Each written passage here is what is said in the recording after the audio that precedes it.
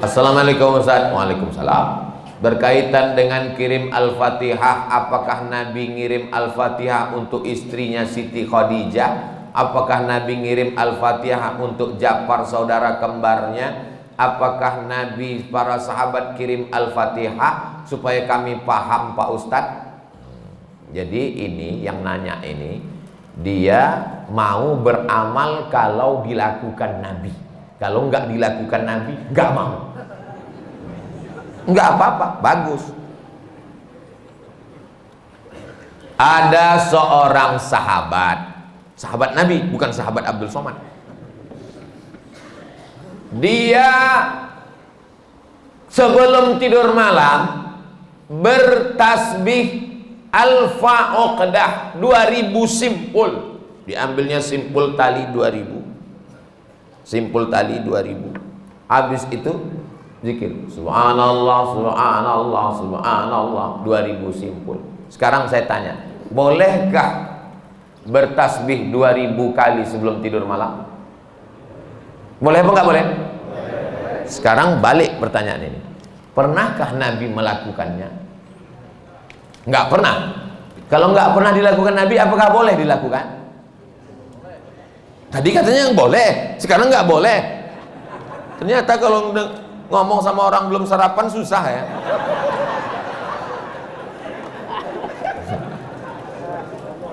Oke, contoh kasus yang kedua.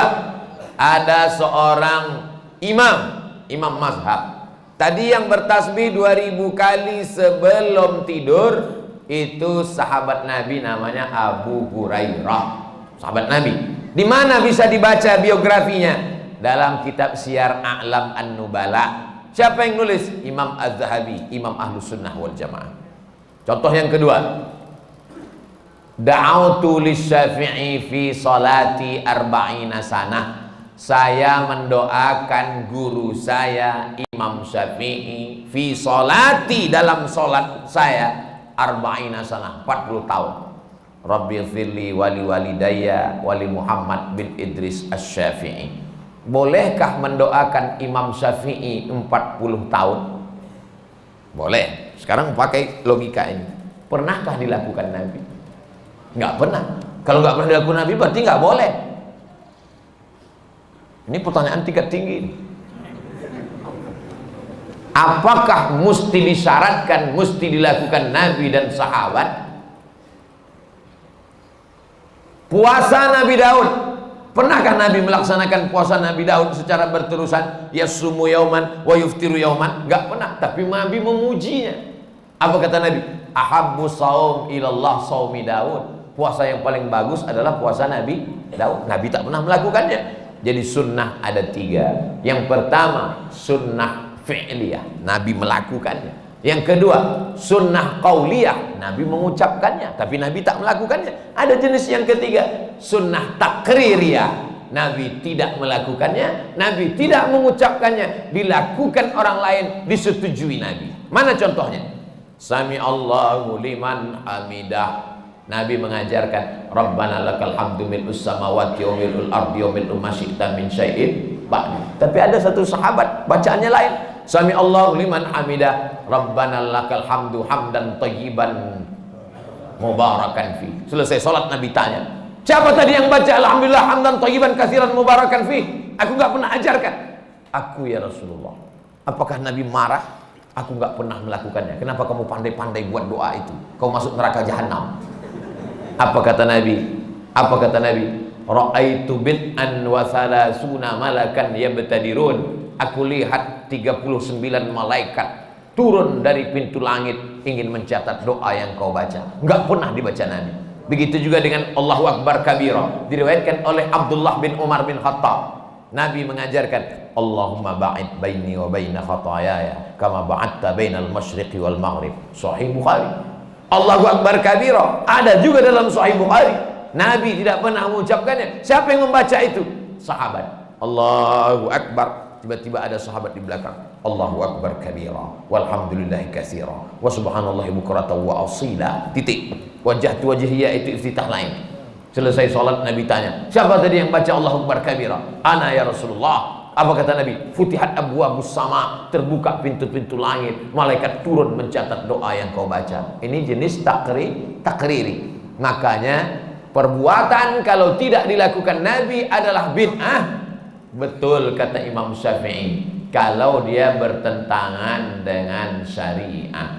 Selama masih ada dalilnya, tidak bertentangan dengan syariah, maka dia tidak disebut bid'ah dhalalah, tapi dia disebut dengan mahmudah. Sekarang tentang mengirimkan Al-Fatihah kepada orang meninggal dunia, sampai apa tak sampai?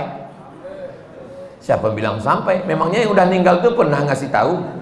Alhamdulillah titipannya udah sampai, makasih ya. Imam Ibnu Taimiyah punya murid namanya Imam Ibnul Qayyim Al-Jauziyah. Punya kitab namanya Kitab Ar-Ruh. Sudah diterjemahkan ke bahasa Indonesia 3 huruf, R-O-H, roh. Di situ diceritakan Imam Ahmad bin Ambal lewat di suatu makam. Ada orang baca Quran. Kata dia, berhenti, jangan kau baca. Lalu disebutkanlah sanad-sanadnya bahwa membaca Quran itu untuk orang meninggal dunia tidak terlarang. Tentang kitab roh ini tidak diragukan, karena ada seorang dapat gelar doktor gara-gara meneliti kitab roh, namanya Dr. Bassam dari Kuwait.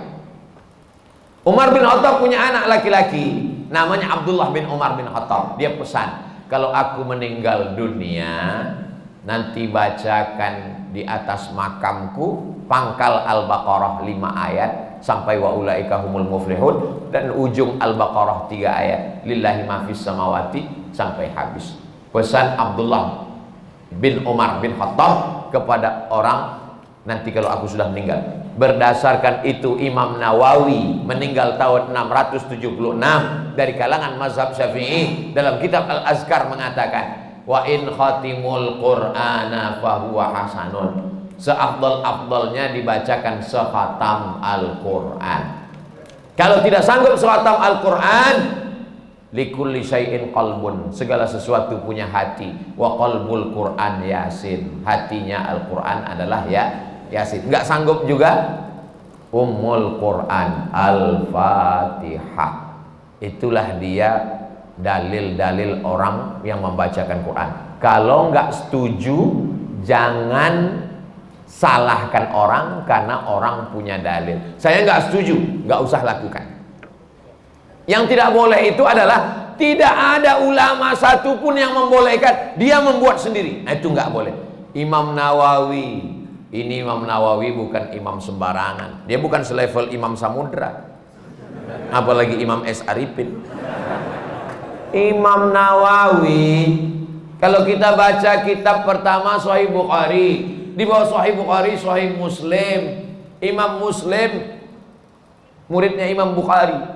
Kalau kita baca Sahih Muslim kita nggak paham, kita mesti baca kitab Al-Minhaj Syarah Sahih Muslim Ibn Al-Hajjaj Imam Nawawi.